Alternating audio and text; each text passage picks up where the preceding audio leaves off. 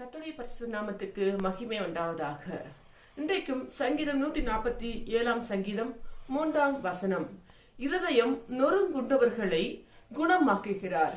இயேசு யாரை குணப்படுத்துகிறார்னு பார்த்தீங்கன்னா, இருதயம் நொறுங்குண்டவர்களை தான் அவர் குணமாக்குகிறார். குணமாக்குவது மட்டுமல்ல, அவர்களுடைய காயங்களை அவர் கட்டுகிறார். நம்ம இருதயத்தை ஒருவராலும் குணப்படுத்த முடியாது. ஆனால் நம்முடைய தகப்பன் இயேசு நம்ம இருதயத்தை அவர் குணப்படுத்துகிறார்.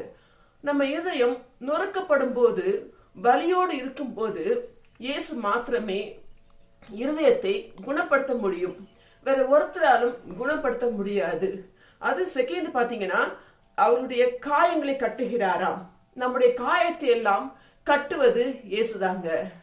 அதாவது உடல்ல நிறைய காயங்கள் படும். நம்ம மருத்துவமனையில போயிட்டு சில காயங்களை கட்டுகிறோம்.